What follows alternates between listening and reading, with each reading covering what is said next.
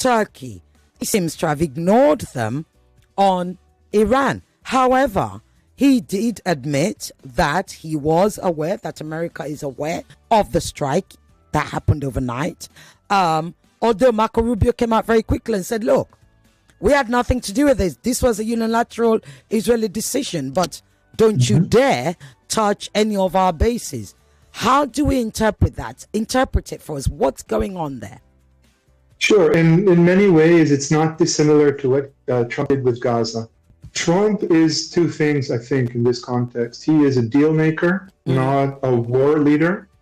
And he takes advantage of willing ways as they evolve dynamically. When he came to Gaza, Trump said when he came to power earlier this year, he said to Netanyahu, look, I'm not going to get directly involved. You'll get the arms that were promised you, but you can do what you want. In Israel, many thought that was a carte blanche to do whatever Israel wants. I don't think that was the case. I think Trump is testing Netanyahu. Trump wanted to see if Netanyahu would be able to take the opportunity he was given and to win the war. Trump doesn't care who wins the war. He wants the people on his posse to be winners. He wants the people with whom he is associated to be winners. Israel failed on Gaza. I think I would not be wrong to say that Trump is very close to forcing Israel to end the war on the United States terms because he perceived Netanyahu's behavior as a failure. I think Trump gave Israel the same space when it came to Iran. He said, we're not going to help you actively. We're not going to let you use the resources. We're not going to own this. You're welcome to try and do whatever you want on your own. And if you succeed, we're going to come in and join the credit, and we're going to leverage this into something that will be good for both of our countries, but we're not making any bets. We'll see how you do.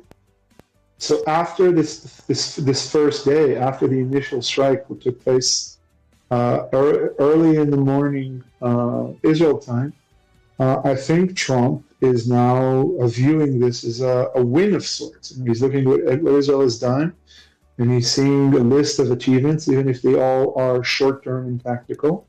So he wants to be in on the party. He doesn't need to side with Iran, which is why he's saying, yes, but now Iran has to make a deal. Israel is not saying Iran has to make a deal. Israel is saying, we want to kill as many senior leaders as possible, hit as many targets as possible, before the Iranians retaliate, develops into a full-fledged war. There's nothing to the war. Trump has been saying since this morning. This was a very powerful strike. More are expected.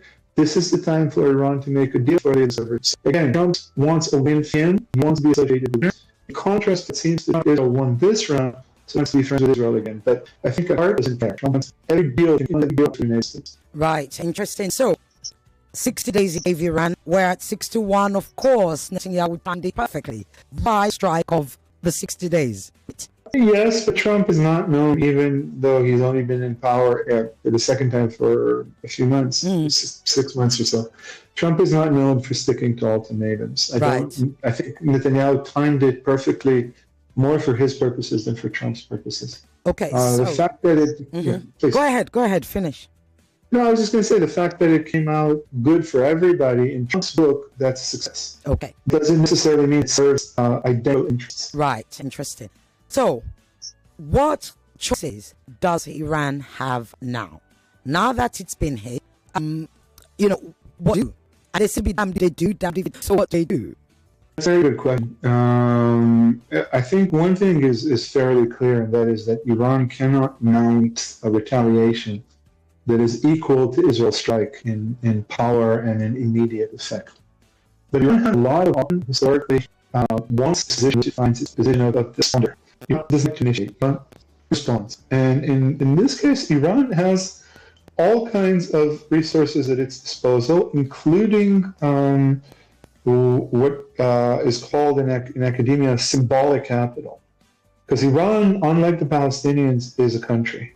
And Iran has various obligations, but it also has various rights and various entitlements as a country, as a full member of the United Nations, as a signatory party to the Non-Proliferation Treaty.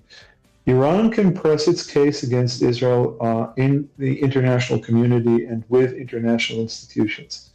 And if it does that, and I don't know if it will, but I'm assuming that there's a good chance it might, because as time passes, Israel is once again recognized as having the military prowess needed to carry out the strike, but not much more. Iran can now pursue various other venues in which to respond. They don't have to be military. Israel is preparing for an Iranian military strike, but that also serves the Iranians. There's no rush now. Israel is generally in a state of collective hysteria now. There is a state of emergency. School is canceled. Workplaces are shut down. The health system and other public systems have gone into crisis mode. What's to stop the Iranians keeping Israel on its toes for 3 more days or a week and then firing 10 missiles and doing it for another week? The world isn't going to come after Iran. The world has pretty much unanimously, including the United States, with Secretary Rubio's statement, recognized that this is unprovoked, this is unprecedented. So Iran now has to figure out what sort of price it wants to continue paying, but it has many more options than may be visible at first glance. So you said symbolic. Would it be something, when you say symbolic, would it be more symbolic than their response in October last year? Oh, sure. In October last year, I mean, look, Iran struck Israel twice. But those 2 strikes came after... Excuse me. Those 2 strikes. Thank you. Those 2 strikes came after first Israel struck an Iranian diplomatic compound in Syria, which was a violation of international law, and then Israel struck in Iran again. And still, those 2 Iranian strikes were particularly well crafted, so as a kind of dramatic damage. Helped out Israel's air defenses. Most of them were targeted against Israeli air bases because that is where an unexpected threat to come from Israel, right? Even then, Iranian violence was not meant to defend any other country. It was meant to destroy Israel, as the Prime Minister keeps saying. Very balanced, very calculated. That's where I would like to actually ask you exactly, because one of the things we can say, I mean, I certainly say, and was in measure with their response, right? Absolutely. Is that a sign of their weakness? Should we take that as a sign of weakness? Good question. As far as the other narratives, it is a sign of weakness. I think that's wrong.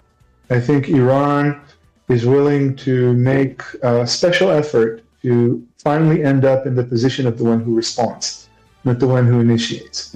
And I think Iran is weaker than Israel militarily. Israel has a very, very powerful military machine at its disposal.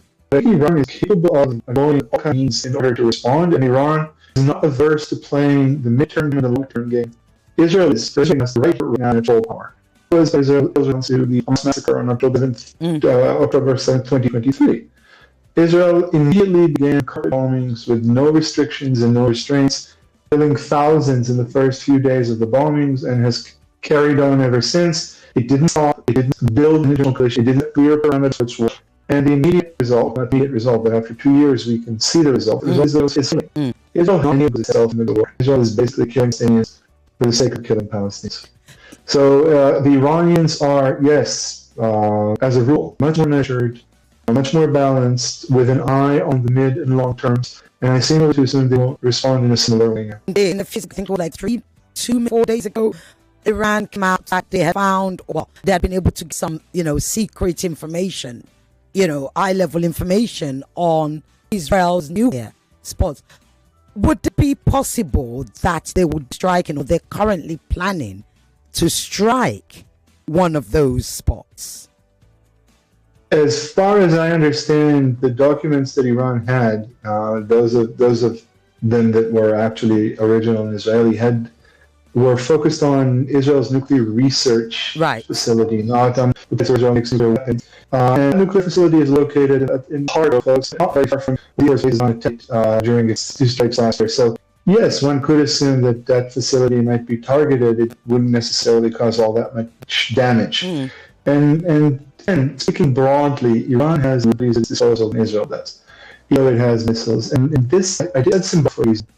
This also has to, again, with the kind of stereo that people use when they frame this conflict. And in that stereotype, there's Israel, which is still a stalwart of the West. I mean, so this morning, we're fighting on behalf of the forces of civilization. We're fighting the brutes, the primitives, the fanatics, and there's Iran, who is fighting for fanaticism, for uncompromising women. As far as Israel is concerned, all Muslims are the same. and Iran represents that religious backward front. And again, in many ways, it's the global north and the global south. The global south is always suspect. The global south, the views of the global south are always potentially impeachable, are always shady, are always either fanatical or extremist or manipulative and cynical. It's the global north that fights for ideology. It's the global north that fights for the good. So Israel is very much into portraying this conflict using those terms. Indeed. Before we move on to Gaza, because there's a lot going on, it's amazing how things just shift so much. Does Iran have any friends? And who are they? Iran has friends. I don't know if those friends would take Iran's side actively against the United States if there was a war, but Iran has a fine working relationship with Russia, even though there's a lot of historical bad blood there. Iran is good friends with China. China is much better friends with Iran than it is with Israel. And the Chinese and the Iranians have good chemistry on a cultural level, not just in terms of mutual interests. And Iran is also as friendly as it has been for a very long time with the Sunni Gulf monarchies, with the United Arab Emirates, with Saudi Arabia. Iran is seen as a willing and contributing partner to maintaining a civil atmosphere in the Gulf. And those countries have issued very stringent condemnations of Israel's actions. And remember that those countries were Israel's key into a much larger regional presence. Normalization with of relations with Saudi Arabia, for example, would have allowed Israel to enter the region peacefully to some extent. This is no longer on the table. So yes, Iran does have friends, and I think Iran can rely on those friends to support it in any sort of long-term efforts it makes in this case. Right, let's talk Gaza. So right now, I believe there's a Israel-Palestine group. I think they're in France. They're talking, they're discussing about the declaration. Perhaps they're trying to convince the French to declare a Palestinian state. What are your thoughts on that? And do you actually think that, you know, the likes of France, I mean, Spain has already done so because they've given, the Palestine now has they have an embassy in Madrid since a while ago. But do you think this new sort of Western friends of Palestine might result in more and more of them declaring or recognizing a Palestinian state? Well, first I have to say that as far as I understand, the conference that was supposed to be mutually led by France and Saudi Arabia meant for next week, where this was going to be tested in New York, has been postponed because of Israel's strike. But yes, I think we're going to see many more countries recognize Palestine as an independent state.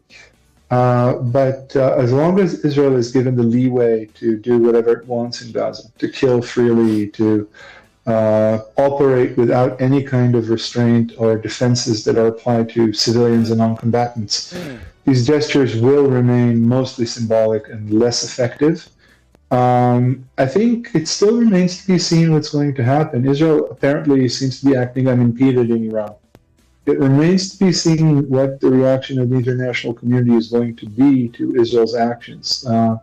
Because Israel really has exacerbated, has escalated its campaign of going rogue. Israel is now in the starkest of violations of just about every kind of international law there is. And they continue to get away with it. And this, what does this say for international law? I mean, it's the impunity that Israel over and over and over and over again continues to enjoy, if you like, that makes people question what is the point. You're absolutely right. This is going, I think, to cause a sea change in the way international law and domestic politics all over the world are perceived, because I think the gap between leaderships, certainly in the global north, but also, the global south, the gap between leaderships and popular opinion on Israel, the way in which Israel stretches the conventions of international law, the way in which it violates international law so thoroughly and effectively and repeatedly, these are going to be domestic political issues. Leaderships are going to have to commit to do something about this because international law remains the globe's one source of potential equality and justice for all. And these are being willfully dismembered by Israel. So there's no telling what's going to happen. This strike in Iran, even as it proceeds unimpeded, because again, a lot of countries in the global north and not just are not big fans of Iran. So they're letting Israel run wild and they're not able to stop Israel. And given a hint, the United States will not let them stop Israel. But the United States also keeps talking about a deal that needs to be made, even though Israel isn't. And I think Israel is going to stop attacking. I understand that it's still attacking in Iran as we speak, but Israel is going to stop attacking at some point, and diplomacy is going to begin. And when diplomacy begins, I don't know what the rules are going to be. Indeed. Talk to us about the Israeli Psyche. If you're in Israel right now, Yes. it's excellent. Talk to us about the Israeli Psyche. First and foremost, what are they saying about this attack that happened today? What's the general feeling out there? The general feeling, Iran is the biggest consensus in Israeli politics. It is an essential part of our national narrative that we have an enemy that is out to annihilate us, to destroy us, always, of course, evoking the memories of the Holocaust and the Second World War. It used to be Egypt until we signed a peace agreement with Egypt in 1979. Then it was the Palestinians for quite some time and support for the Palestinians, but for about 15 years or so, it has been Iran. So any kind of act strikes Iran is so powerfully uniting and just throwing around the flag. But even if there was an opposition to Netanyahu, and there is something of an opposition, that opposition has willingly extinguished itself. It is not interested in criticizing Netanyahu. No, it is probably the stupidest thing politically to come out against this strike on Iran, against the potential of a forever war, against everything this stands for. This is not viable politically in Israel at the moment. So I can share with you that, again, on the one hand, as a collective response, there's great support, there's a sense of all Israel's achievements and Israel's abilities. But when I came down above a small grocery store, when I came down to the grocery this morning, I saw the longest line there I had ever seen. The store was half empty. Wow. So while Israelis are very exude expectations for the future, they're all very afraid. They don't trust this government. Remember that most Israelis think that the way this government has managed the war against Hamas is at the very least a failure. So now, of course, they support the government. They support the military in their strike on Iran, but they also don't trust the government. They're also very wary of what might happen. They're fully cognizant of the fact that it's the Israeli citizens who will pay the price, and they're being told this by our leadership. Netanyahu is saying this outright. So all in all, very ambivalent. If we know how they feel, well, we know how they feel, with the strike on Iran, it's uniting. I think it was 2 weeks ago or so, a survey came out that said the majority of Israelis were happy about what's going on in Gaza. Although we do see those who are not. And, I think for balance, I must say that they might be in the minority. What do you think could actually change the mind of the average Israeli towards a Palestinian? What is it? What could change that? At the moment, nothing that would come from the inside. Israeli society has made its choice repeatedly. And I think the majority of Israelis don't actively support the genocide, but the majority of Israelis enable the genocide and are okay living alongside the genocide and are okay living with people who carry it out, because it is and was carried out by hundreds of thousands of Israelis in Gaza. And the general sense is that this is the Palestinians' fault, the Gazans' fault. They did it to themselves. They can complain to no one. They should not have carried out the massacre on October 7th, 2023. Because that is the situation, Israel is not responsible for any kind of death that occurs in Gaza. there is a small, very, very small, more vocal than it was, minority that opposes this war. I count myself as part of that minority. Mm-hmm. But we are remarkably small. Israel has a population of nearly 10 million. I would say that if we number in the tens of thousands, then that is a very generous estimate. Wow. Okay? Most Israelis, and again, it's important to make this distinction because that is the way genocides operate. There are quite a few Israelis, most of them are religiously oriented, but not exclusively, who actively support what Israel is doing in Gaza. They will go on record and say, all Gazans are terrorists, that's what we should do. By the way, Israel has also cordoned off the West Bank and is starving millions, not allowing them access to their jobs in Israel at the moment. But there are Israelis who celebrate what's being done to the Palestinians, for whom it is the realization of a fantasy long held. But most Israelis don't. If you ask most Israelis if they support what's happening in Gaza, they will shrug and say, not really, it's horrible, but what else can you do? I mean, do you have any other plans? And be practical, they will say. Don't be a romantic.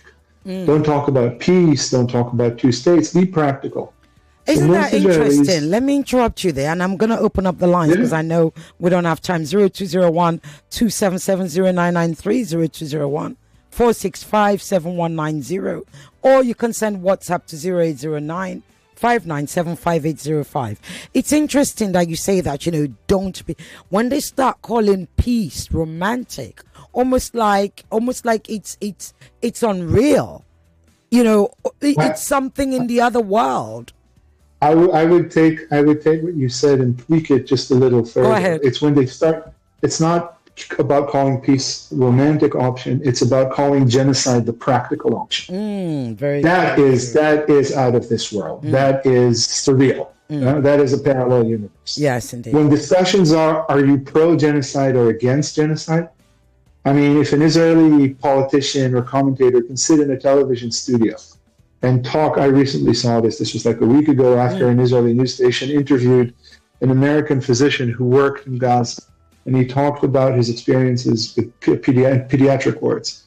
And an Israeli commentator who's not suspected as being part of the far right said something about terrorists from the incubator.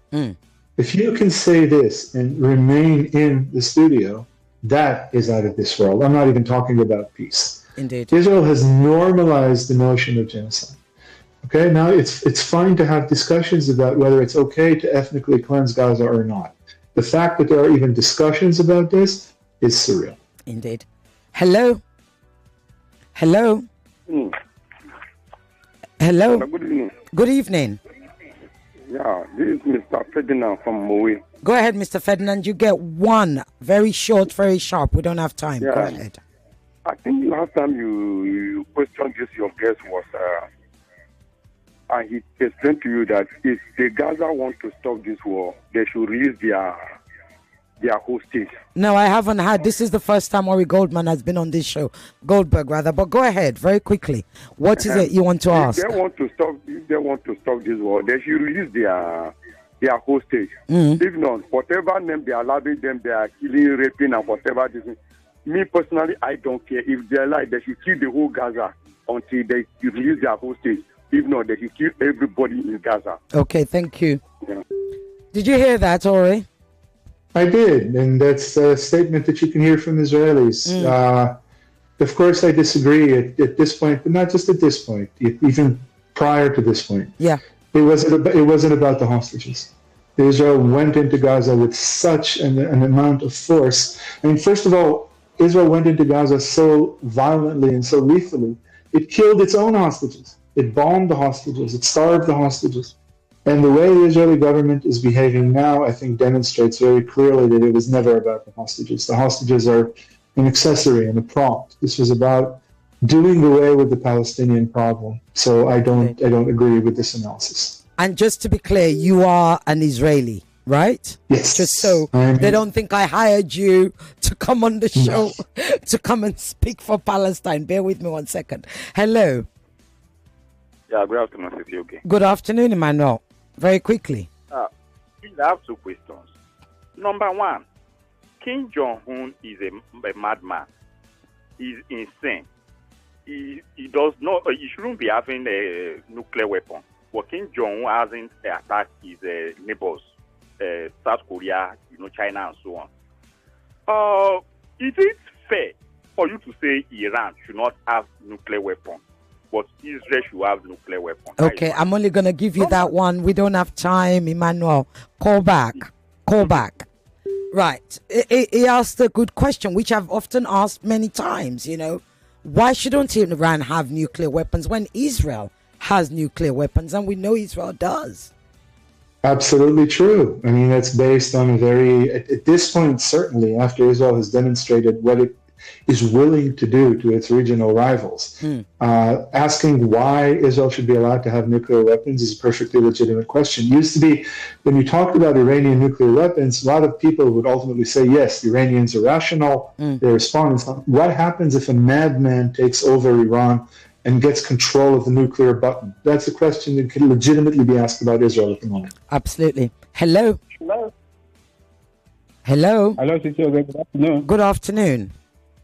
Yeah, no, I think we're enjoying your guests, and would really please be expatiated on the issue of state. Now, I would like to ask you, our country has been very neutral, which is Nigeria. So the attack of Iran has already imbalanced the issue of power equation in the region. So if your guys can be able to explain to us, with Nigeria, why has Nigeria remained very neutral and people do not take a stand? Okay, thank you. Against Israel. I don't know why they want you to respond to that unless you want to. Why has Nigeria not taken a stand? Let me just answer one more call and you can make a comment if you want. Hello? Hello? Yes, very quickly. Yes, this is Badamosi from Surulere. Go ahead, Pastor. Yes. I want to ask your guest there, why is Israel bent on annihilating Iran? Okay. Knowing fully well that Iranians are Persians of the whole day. They are family. They are one family. I don't know why Israel is hell-bent in attacking Israel. Thank you. Iran. Thank you. Right. Well, the first one was to do with Nigeria. Nigeria, our policy has always been non-aligned, but we do support, the government has come out to say over and over again, we support the two-state solution. We condemn what's going on in Gaza. However, I think if you want to make a comment on why Nigeria is where it is on that score, you can, but obviously there's this comment as well, this question. I'm going to give you 1 minute because the lines are going crazy and we don't have time. Sure. As far as Nigeria goes, I would assume that Nigeria, like the rest of the world, is waiting to see what happens. This is unknown territory as far as global politics is concerned. Israel has never been taken to task for its policies. If it's going to be taken to task, I assume Nigeria is waiting to see what can come of it. And as far as Israel wanting to annihilate Iran, that's an easy question to answer. Israel will say it wants to annihilate Iran because Iran wants to annihilate Israel. I will say that Israel has in its national narrative an enemy that wants to annihilate it since the inception of Israel. We are dependent on having an enemy with a desire to annihilate. We would like to be the first to annihilate that, in our eyes, gives us justification to do so. Hello? Hello? Good afternoon, ma. Good afternoon. Yeah. Good afternoon to your guest. He can hear you. Go ahead. Thank you for... I need you to speak up louder, please, very quickly. Okay. My question. Let me go straight to my question. Please. So I will not be talking too much. The question is that Trump said I think the time they were campaigning for their election, that when he enter as president, he put an end to every conflict in the world. What is Trump not doing about it? Okay, I think he thank was you. laughing at Bandi at that time that Bandi cannot do it. Thank you. The only one that can do it. I get you. Why has he not do it? Or is he just keep it quiet, or he does not have solution anymore? Okay, thank you. So tell your guest to answer it, or you should call Trump will answer it. You should call Trump to answer it. Well, if we could get hold of Donald Trump, we would have him on this show. Apparently, Trump boasted that he can end all wars. I would say now he's learning that diplomacy is not so straightforward. What would you say, Ori? I think Trump is a bystander in this in a lot of ways. I don't think Trump initiated this. I don't think this is American subterfuge or American, in covert involvement. I think Trump is waiting to see what the results will be. I don't think Trump has any idea what the Iranians are going to do. So I don't, because this is not an organized effort. Like I said before, Trump let Israel do what it wanted to do and was willing to take the risk. And if anything good happened, as far as Trump is concerned, Trump wants part of the glory, but he doesn't know what's thinking. Okay. I have a question here. Good evening to you and your guest. The recent attacks on Iran by Israel can be likened to the proverbial saying, the voice of Esau, but the hands of Jacob. There's nothing anyone can tell me Trump is remotely involved in this one. Secondly, I think the current genocide, especially on women and girls, is an intended one to wipe out and reduce the women folk in order to nip the procreation of Gazans in the bud, more like an extermination or annihilation of future Gazan children. What's the take of your guest on this? I'm going to give you 30 seconds. Sure, I don't think that's the case, not because Israel is humanitarian or liberal, but because Israel doesn't plan that extensively. We don't do conspiracies very well. What we do, we kill freely. We go after Hamas senior leaders, and whoever's there, they die because it's their problem. I don't think we set out to kill women to nip Palestinian procreation in the bud. I think that actually makes our crime more horrible because it reflects the dehumanization that we have forced on Palestinians. We just don't see them as real people. Women, children, men, they don't really exist. Indeed. Hello. Hello, good evening, Ireti. Good evening. Very quickly, you have 30 seconds, please. My own suggestion would be Hamas. Why not release the hostages? He's answered that. He has answered that. Give me another question, otherwise I have to move on. He's answered that. Okay. We don't have time, unfortunately, because I believe you've already answered that. Right, I have another question here. Hello, Ireti. Trump was aware of Israel's preemptive strikes in Iran.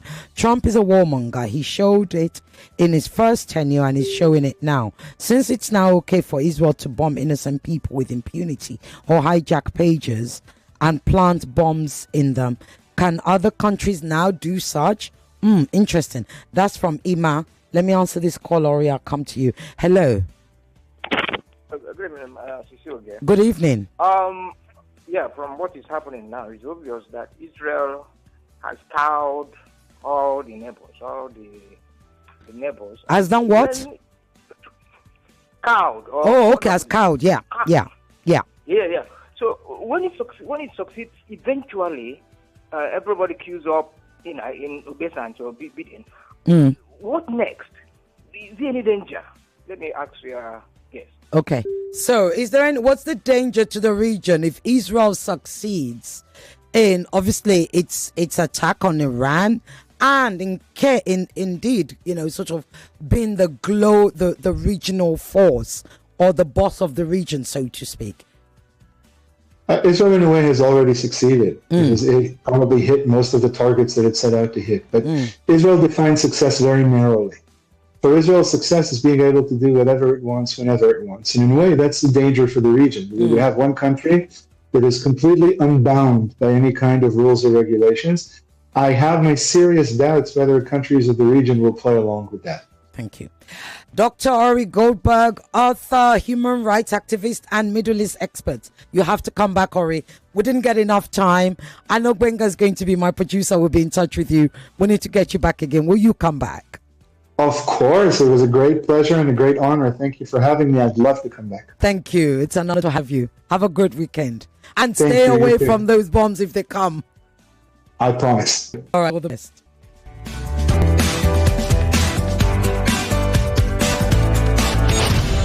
Above and beyond borders. It's Borderline with Ireti Bakare-Yusuf. Be part of the discussion. It's Borderline. 99.3 Nigeria Info. We are more than just radio. Subscribe to our YouTube channel at Nigeria Info FM. Check us out on Facebook at Nigeria Info 99.3. Follow us on Twitter at Nigeria Info FM and on Instagram at Nigeria Info FM Lagos for live updates as it happens. 99.3 Nigeria Info.